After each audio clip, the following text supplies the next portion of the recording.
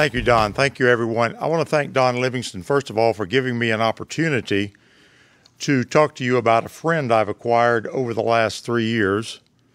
I've spent about 4 hours a day with him for the last 3.5 months. And his name is August Conrad. And August Conrad is from Germany. Our difficulty is, of course, what is the Germany from which August Conrad comes? Germany, as we know it today, or as we knew it in the 20th century, did not exist. He came from a kingdom, the Kingdom of Hanover. And the Kingdom of Hanover began very early as a Frankish duchy in the heart of Saxon Germany. And that's going to be very key in talking about the world that Conrad comes from, because Frankish law is going to apply in this duchy, although it's in Saxony, and it's going to have a historical role as we get into the 19th century. This duchy changed forms in 1692 when Leopold I promoted it to an electorate. Most of you probably know that the German emperors were elected by prince electors. Historically, over the history of the Holy Roman Empire of the German nation, which began, some scholars say, in 800 AD when Charlemagne was crowned emperor in Rome, and ended in 1806 when Franz II was deposed by Napoleon. So it lasted for about 1,006 years. These 7 electors elected the emperor, but Leopold I decided to add 2 more electors in 1692. And one of those electors was the Duchy of Braunschweig-Lüneburg. We know that as Brunswick in English. And this remained an electorate or an elector duchy until 1806. In 1714, an interesting thing happened. It came under the rulership of the kings of England. George I was a ruler of this duchy. George II was a ruler of this duchy. Our George III was a ruler of this duchy. In fact, the army of what would become the Kingdom of Hanover fought in the French and Indian War on the side of the Americans and on the side of the British. It also fought on the British side along with Prussia against Austria, Russia, and France. And of course, most of you who know your 7 Years' War history know that we actually have the Prussians to thank for being able to win that war, because they defeated 3 major opponents on the continent. They defeated the French, they defeated the Austrians, and they defeated the Russians. And there's a little intrigue there. Some of those opponents dropped out during the war. But so this little kingdom has played a very important role in our interaction with American history, and this is where our friend August Conrad is from. Now, this kingdom started off, as I said, as a duchy. It became an electorate. It became a kingdom. But in 1837, someone else came to the throne in England, and that was Queen Victoria. Remember that Frankish law that governs this little kingdom? It said no woman could become queen in that kingdom. So the British lost their direct connection to the Kingdom of Hanover at that time. So when August Conrad was born in 1843, this was an independent kingdom trying to balance itself in the crucible of the realities of Europe. And it's very important for us to understand what kind of Europe this kingdom was having to deal with. It was the 4th largest kingdom in German Europe. Remember, there is no Germany at this time. The largest kingdom is Austria, the 2nd is Prussia, the 3rd is Bavaria, and the 4th is the Kingdom of Hanover. And so it's having to find its equilibrium without, of course, its English partner in a very dynamic and dangerous world in what we call Middle or Central Europe in the middle of the 19th century. And there were basically 2 ideological enemies that were in Central Europe in the 19th century. One of those ideological enemies were the internationalists. These were the radical liberals, the socialists, and the Marxists. And the other ideological enemy were the nationalists. They were both very radical enemies, ideological enemies of the conservatives in Middle Europe. And the conservative princes, of course, were dealing with these enemies. And, of course, ultimately, these enemies would, after World War I, which was really the climax of this attempt to keep this pre-modern structure in Europe, these enemies would come to the forefront and dominate the 21st century. But these were the enemies in 19th century Middle Europe and with the region that we came to call Germany. And of course, those of us who know our American history, those of us who know our Southern history, know that precisely these people, after they had lost their bid for power in 1848 with the revolution in Germany, they came to America, and they came to the North, both the internationalists and the nationalists. And remember that nationalists are as much an enemy of the Southern way of life as were the internationalists. That's something we can't forget that. And these people were, of course, embedded. Karen Stokes and I talked about this, and I'm going to go into more detail about her role in this in a moment. We talked about the fact that both these nationalists and internationalists were embedded both in the Republican Party and the Union Army. And Clyde, you can correct me on this, but Karen said at least 25% of at least the officers in the Union Army toward the end of the war were these Germans from these coming from these ideological camps, both the internationalist camp and the Marxist. Our friends, the Kennedy brothers, have written this book, I think, the Red Republicans, in which they document pretty well the Red Republicans who were here. And, of course, they document the others as well. Now, our kingdom that we're dealing with, the irony is that my good friend August Conrad, whom I got to know really well in translating this book, went back to Germany in 1865. He went back to this kingdom, and in 1866, Prussia conquered the kingdom of Hanover. So he left one part of America that was conquered by Lincoln and his nationalist/internationalist, and he goes back to Germany only to have this little kingdom conquered by the Prussians. Now, this kingdom will remain a part of Prussia until 1945. 1945, of course, the Prussian state, the Allies decide to dissolve the Prussian state in 1945. And I'll have to say, in defense of my Prussian friends, of the 500 top-ranking Nazis in the Nazi Party, and the Nazis ranked their party members, only 17 were Prussians. 300 of them were from places like Austria, the Sudetenland, and the Alsace-Lorraine. So, and of course, the Austrians got to continue to exist as a country, and the Prussians didn't get. But that's a sidebar in German history that's interesting. This little kingdom finally has become the kingdom of Niedersachsen, which is Lower Saxony. So if you go to modern Germany today, you'll go to Germany, and one of the states of Germany will be the Bundesland Niedersachsen, the federal state of Lower Saxony, whereby I would note that Germany, modern Germany, does not use the word state for its states, in scare quotes. It uses the word Land, and the reason for that is the modern German state, which the Allies put in place, did not like to call their new subdivision or their new entities states, because the very word state connotes sovereignty. So the modern German states are actually called Bundesländer, and that already suggests that they are less than sovereign. So that's another aspect of this story as we find our friend August Conrad in our story. So one more thing about this little country. After the Prussians absorbed them, they formed a political party, and it was a secessionist party. And it sat as a small party in the Prussian parliament. And then after Germany was united in 1871, the German Empire, it sat as a small party in the German Empire. Fall of the German Empire, the formation of the Weimar Republic, it sat as a small party in the Weimar Republic, a secessionist party from the ancient kingdom of Niedersachsen. They were finally outlawed and arrested by the Nazi Party in 1933. So the Nazis ended the last vestiges of the spook of secession in Germany by getting rid of this little small political party in Niedersachsen.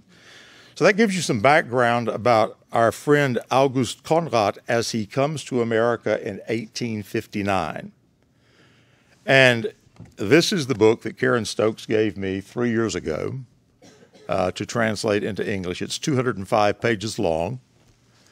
It's written in Fraktur, which I can read. I have no problem reading that. So there's no awe in this. It's like learning to read Gothic script. It's not, you know, I can make myself look much better than I really am by pretending it's hard. It's hard to read. It's not hard to read.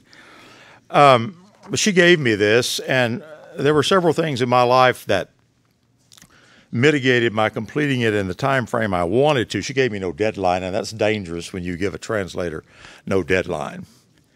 And I had some intervening things that I will mention as I close my remarks today that I want to give some thanks for. So I began the quest of getting to know August Conrad, and I'll tell you a little bit about him. He came to Charleston when he was 17 years old. He came from the Kingdom of Hanover. He arrived in Charleston, and he had a brother waiting for him here. He never mentions his brother's name, so I do not know his brother's name. His brother was working in Charleston for a German businessman, also from the Kingdom of Hanover, and he happened to be the consul for the Kingdom of Hanover in Charleston. So we have this young 17-year-old German coming here. His brother brought him here to introduce him to America, and he's working with his brother for the consul here in Charleston, but he's not working for the consulate. He's working in the business of this German businessman.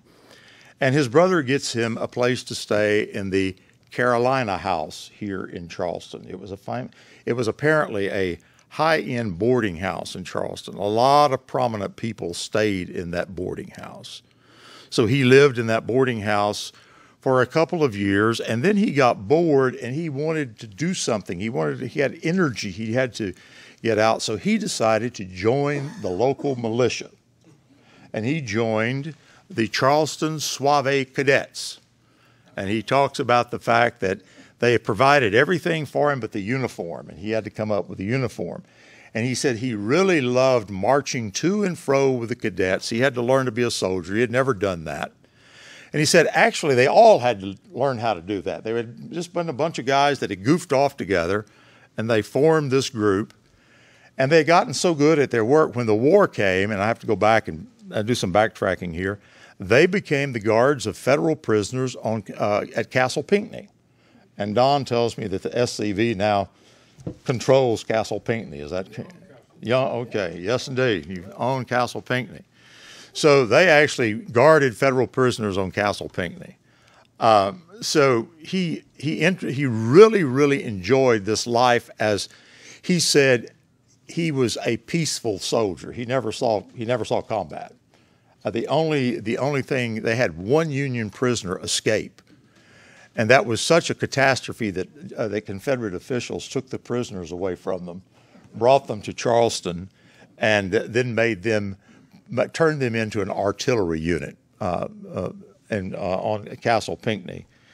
And what's interesting is he found many, many people in Charleston who spoke German. And he was young, and I don't guess you would call him a ladies' man, but he would seek out these young ladies who could speak German, including his commander's wife. And there was no negative liaison there.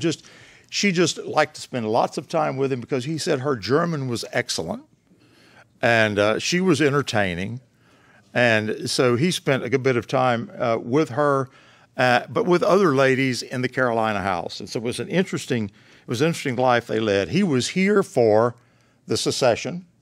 He, in fact, was working for his principal, as he called him, and he was looking at the quality of cotton downtown when he heard all the commotion about secession.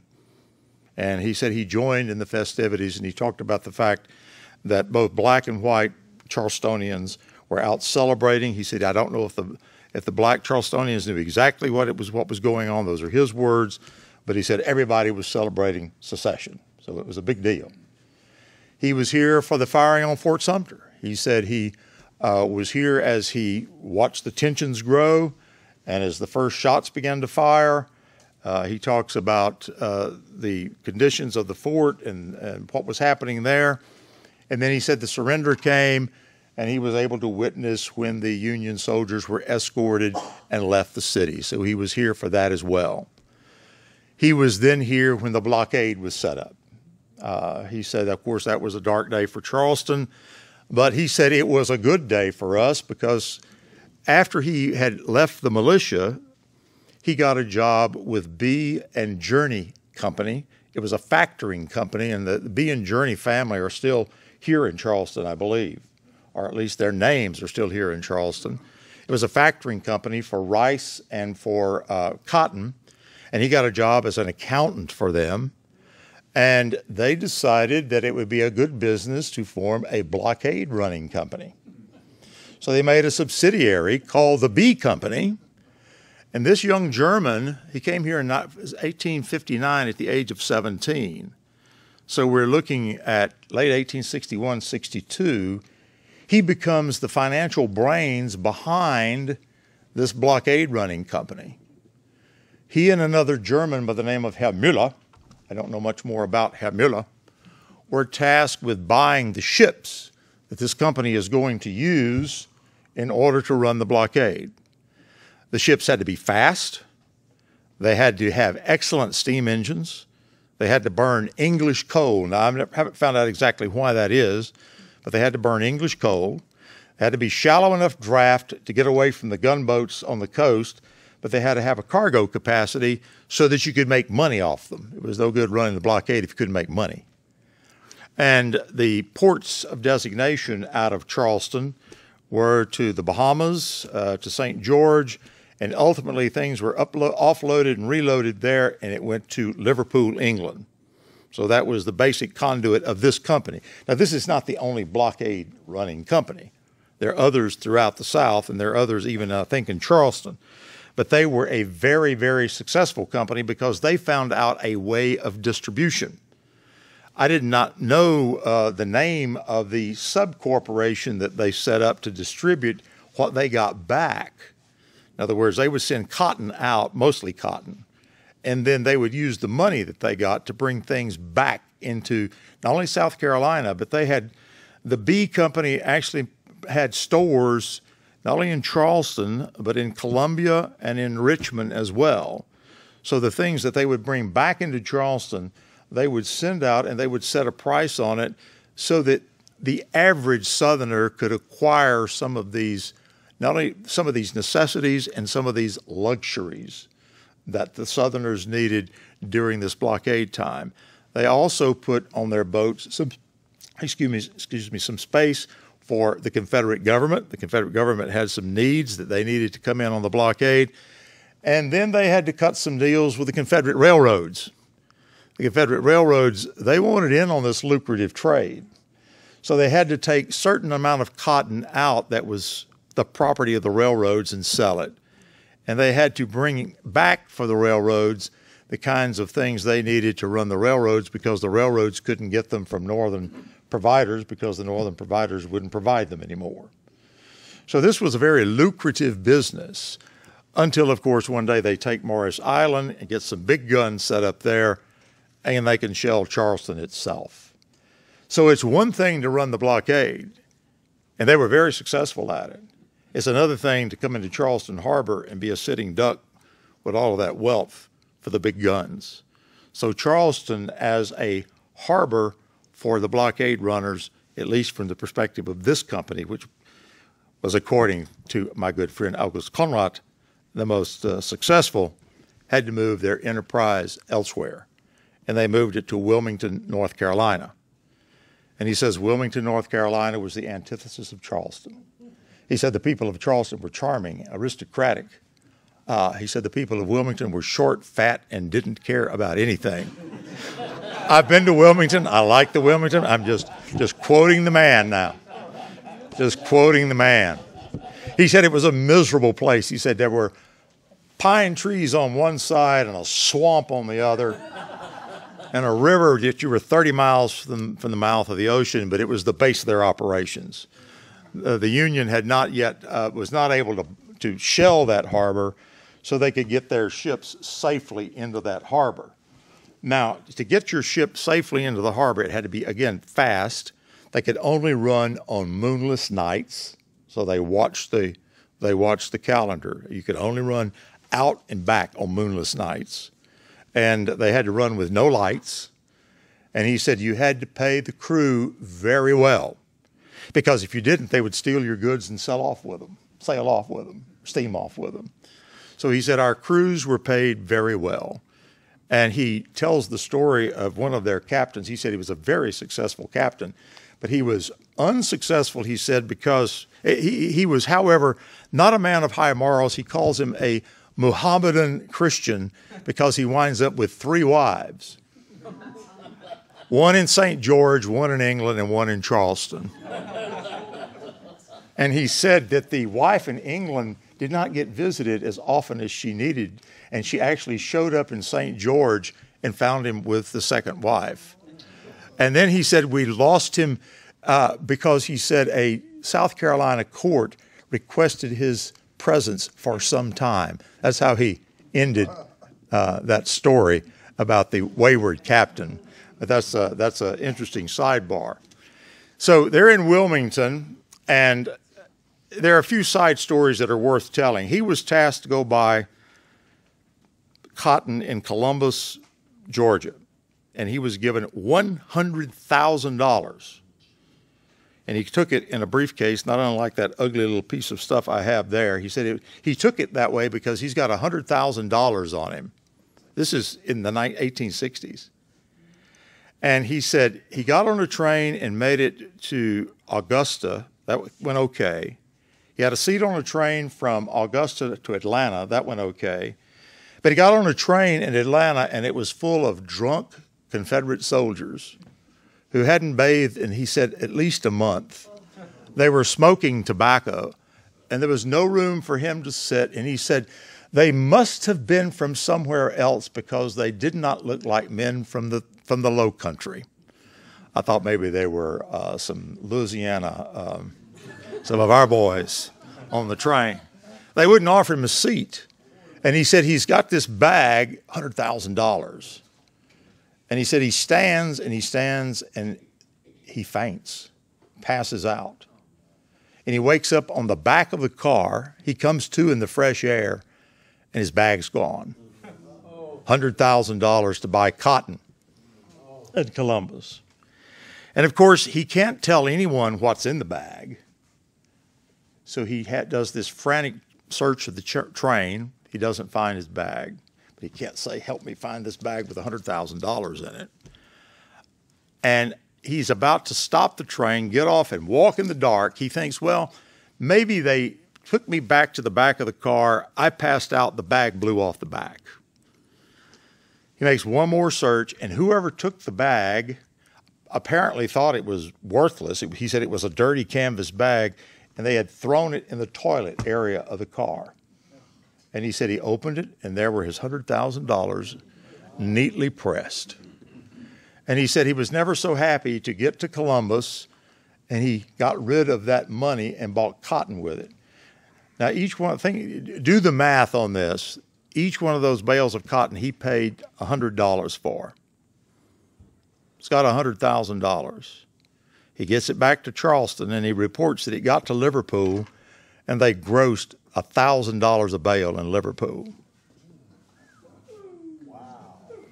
They made some big money on that. Now, that's a gross. That doesn't count all the ships and so forth that ran. So they finally decide, here's Charleston, and because Mr. B, he's the principal, he's the owner of the company. He's in Charleston. They're up in Wilmington, and they hate it. So they decide to move their headquarters to Columbia, South Carolina. He said Columbia was a safe place. He said it's not Charleston. It's not this miserable place, Wilmington. He said it's a safe place, and he was enamored with Charleston. His description of Columbia for him, it was a beautiful place. He described the beauty of Columbia, South Carolina. He said that one of the things is not only the physical beauty, but he said a lot of his Charleston friends had fled there. So he said he had a lot of Charleston friends. He said there were Southerners from all over the Confederacy in Columbia, South Carolina. And Clyde, he also asserts, and of course, I had no way of checking this, but he said there were also one of the places where Confederate money was printed was in Columbia. And he said that a lot of women, he talked about the employment of women in the Confederate workforce. He said there were many, many women, some paid, some volunteer, in the Confederate workforce in Columbia. And so he talks about this charming culture that emerged in Columbia, not only because it is the capital of South Carolina, but because so much of the business of the Confederacy is being done in South Carolina. There were even storehouses and warehouses in Columbia, but also because of the charming people and the beauty. He said it was just a beautiful place, and I can't, unless I read from the text, which I'm not going to do, he really had a love for Columbia, South Carolina, for the people, for the place. And of course, they were counting on the fact that they could hold out in Columbia, because once they learned that Sherman was coming through Georgia, the target, according to what they were getting, was Savannah and Charleston. So he said they had no intention of leaving Columbia, South Carolina. And he said they woke up one morning and lo and behold, Sherman was coming to Columbia. And he said the first thing that happened is that everybody in government left town, both the Confederate government and the state government. They tried to get into safer places. They tried to get their archives and their documents in safer places. He had a large staff working for him there. So he sent his bookkeeper. He told him to get out of town, take the books with you.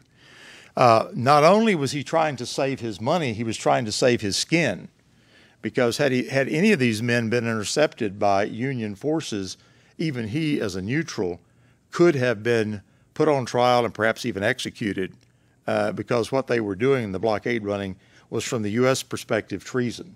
So this was a real concern of his as they dealt with the situation in Columbia. However, the consul from the Kingdom of Hanover had left South Carolina in the middle of the war. We don't know why, but he left. Prudence, probably. And that left his brother as consul here in Charleston. His brother had invested heavily in Confederate bonds, and he had warned his brother about that. He said, that's not a good idea. He said, but his brother did that anyway. And he said finally one day he got word that his brother had abandoned Charleston. And so he was now the consul of the Kingdom of Hanover in South Carolina. And he said he had lots of petitions to write out certificates to verify that men were subjects of the King of Hanover, so that they would not be subject to Confederate patrols that were scraping the streets, picking up anyone, I think, from 16 to 60, because things were getting dire. He said the Confederacy, from his perspective, wasn't giving up, although it was losing. He said they were still desperately trying to cobble together resistance wherever they could. And he tells one story during this hard time of having to go back to Wilmington. And he said the Confederate patrols are out picking up men. He goes back and he crosses into North Carolina, and I didn't really understand this, but he said North Carolina did not recognize my credentials as a consul for the Kingdom of Hanover, and I was subject to be picked up by a Confederate patrol. And so he said, and it was one of the interesting translation problems I had, there was an irony. There's a German word, entführen, which means to kidnap, but it can also mean to leave by means of something or to be driven away. So in the German, he says, I was kidnapped by a train out of Wilmington to Columbia. So I had to figure out, basically all I was able to do is put that in scare quotes, because the German verb carries a double meaning, but it was no way to render it in English. But he gets back to Columbia, and of course Sherman comes, and he said the first sight of Sherman was up on a hill, and he said the first thing they did is cut down all the trees. He said you could observe it happening. All the trees were cut. They built this camp, and the smoke was coming out from their campfires, and he said it looked like a mountain of angry ants getting ready to come off. That's his description of Sherman there. And then he talks about Sherman's army coming into Columbia. He said they came in very ordered, the elements that came in. Now, he asserted that the entire army came in. I think Karen said probably it's not the entire army entered Columbia, but he asserted the entire army came in. And he said they soon began to spread out in the streets. This is the day they came in. Some of them went out of town and camped. And he said they soon began to get into the entryways and foyers of houses. And they soon began to get into houses and demand food and so forth. And he said toward evening, of course, he does note that the little Confederate group left there to defend the city. He said the old mayor finally talked to them. They got out of town. They were gone. There was no real defense of the city, although Sherman bombarded it a bit. He said no real damage. And he said his landlady left town and closed down the boarding house he had, so he had no place to go. So he went and boarded with a German woman who had come up from Charleston. And he said Union soldiers came in, looted her place, destroyed all of his stuff, and they had to flee, burn the house, and they fled to a house of the McCulloughs. They got to the McCullough house. These were people he had gotten to know. They got to the McCullough house, and he said the husband was on the verge of dementia, and the grandmother was an invalid, and she was in bed.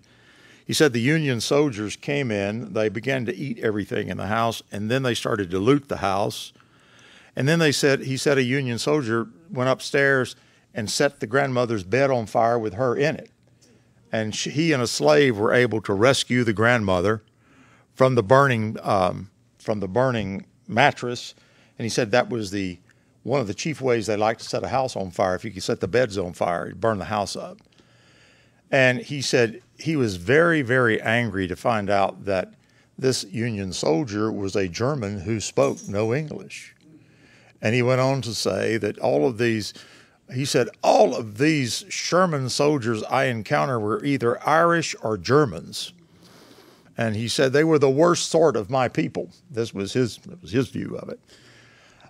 He finally got to a house of a people called the Gronics, who were up on Arsenal Hill. And for some reason, they did not bother that region that day. And he said, we got through the night, but he had a great loss during that time.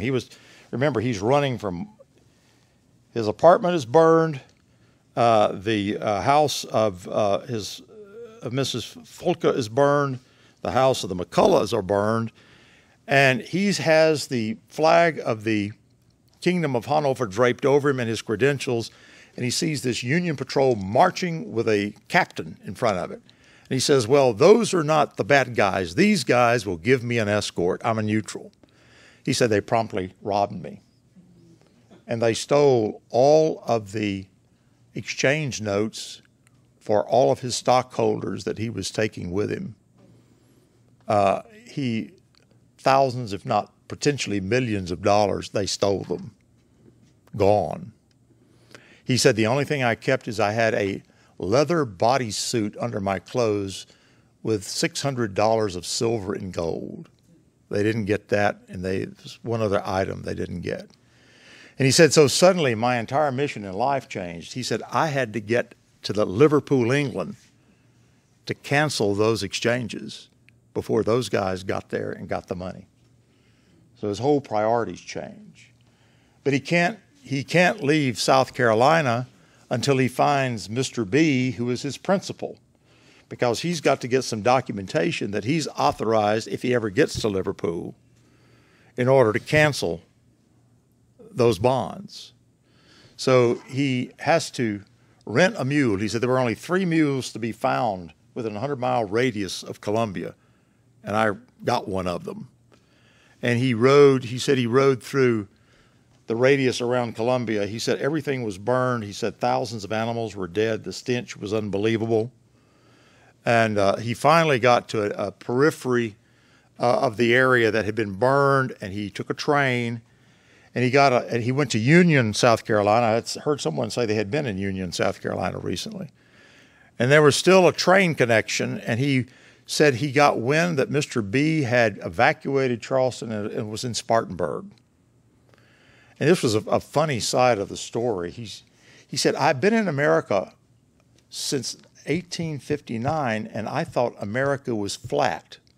He had only been in the Low Country. I thought it was such an interesting little footnote. And he said, I got to Spartanburg, and there were mountains. Of course, he was looking, I guess, in the far distance, the Blue Ridge Mountains. I don't know. And he said, it was a beautiful little city. And he said, I found Mr. B. And I said, he wanted to clear he wanted to clear his name with Mr. B, because if he didn't see Mr. B, he said he would think I stole all of that, went to Liverpool, and got all the money. So he cleared himself with him. He goes back to Columbia because he's planning to come to Charleston. Now, Charleston has now come under Union control. Columbia, they just passed through. They didn't take control of it. They burned it, looted it, and passed through it.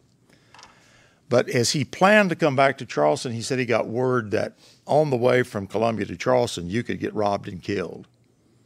There were Jayhawkers, problems. So he decided to go to Richmond. So he backtracks. He takes the same train.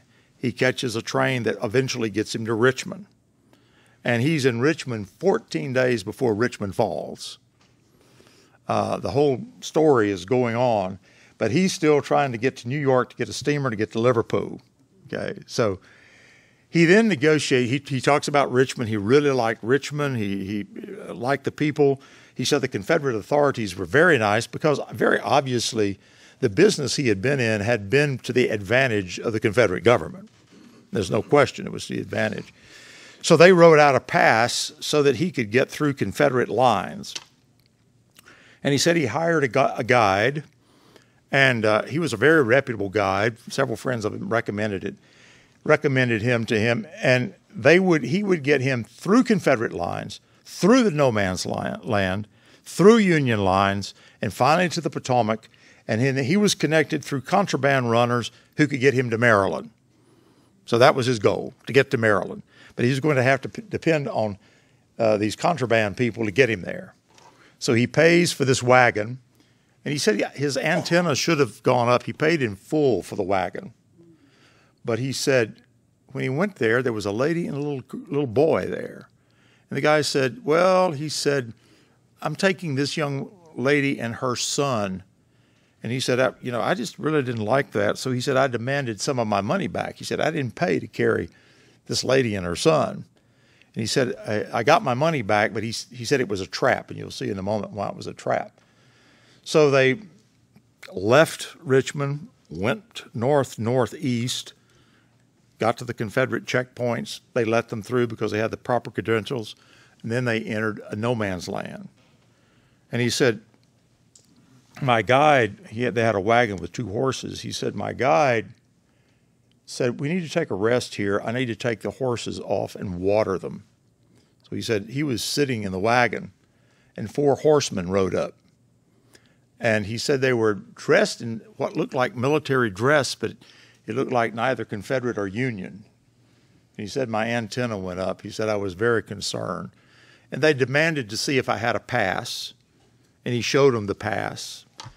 He said they gave me the pass back and rode off.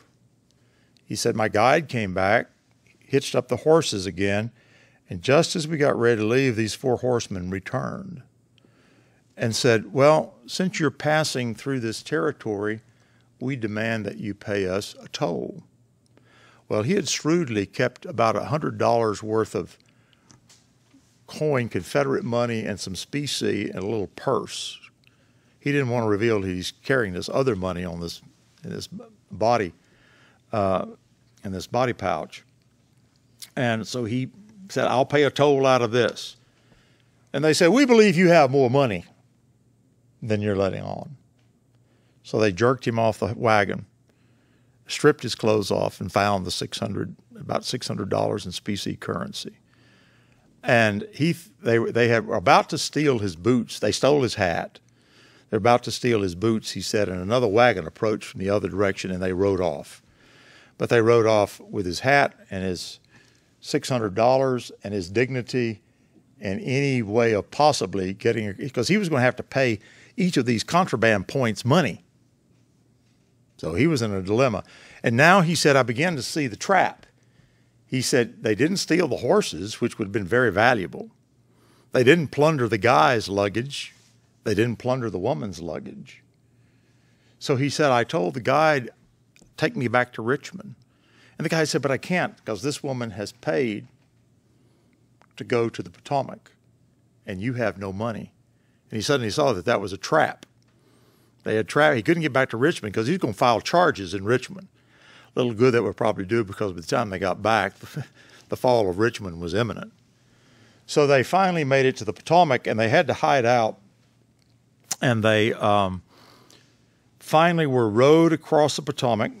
They had to do that at night. They had to choose a moonless night, but it had to be a night with a breeze, because he said the patrol boats on the Potomac could hear the oars against the boats.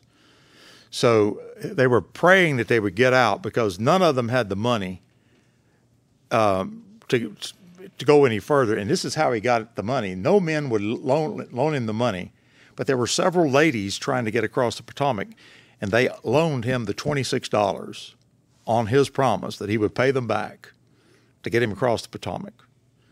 So he gets across the Potomac, and they land at a house in Maryland, and he juxtaposes the Maryland, Virginia sides. And he said, this guy's obviously in the contraband business. Among those that went across on the boat with him were some young men that he said, I suppose, were Confederate deserters, or young men trying to avoid conscription. And he said they disappeared into the woods. But he said the owner recommended to them to take a little sailboat and sail down to the next town, which was Leonardstown. And there they could find some transportation either to Baltimore or Washington. So he said we took off. And he said we saw a skiff coming. He said he immediately recognized Union uniforms. And they were all arrested. And they were all taken to an island and interrogated. And everyone was let go but him. The reason they didn't let him go is he was carrying letters from some friends in Richmond to some friends in the United States, and he had agreed to post them when he got to the United States. Well, the Union soldiers at this first checkpoint were not in a position to judge whether those were worthy of consideration or not. So he was sent to Point Lookout as a guest of the Union Army. And he was placed in prison, but he said it was an okay prison. He was actually placed in a tent with two Union soldiers, and they both happened to be German-speaking Union soldiers from Pennsylvania. And he said the one spoke fluent, true German, and he said the other one spoke pidgin German. He said in order to understand him, you had to be able to speak English and German. And he has some very humorous renderings in German of how this guy spoke this pidgin German. He said, I really enjoyed my time, but in the back of my mind I was running, I'm likely to be shot at any time now. And he was finally brought to Point Lookout. And he was brought before a military court. And basically what they decided on him was that there were letters he was carrying that were considered treasonous, but those letters were sealed, and he was now the consul for the Kingdom of Hanover. So therefore, they weren't going to shoot him. They actually simply dressed him down, basically told him he needed to get out of the area, but they did give him a ticket on a steamboat to Baltimore. So he got a ticket on a steamboat to Baltimore, not without having viewed the prison camp at Point Lookout. one of the interesting things he said, I haven't done any extra research on it because my intimate encounter with him was enough. He said there were a lot of hotels on the Union side, and apparently it was a tourist place that people from all over the Union would come and get up on this embankment that cut the actual camp was on the tip of a peninsula, and say they would stare at the Confederate soldiers doing whatever they were doing, and that was entertainment. He said there was a big tourist industry that had grown up there, an artificial town.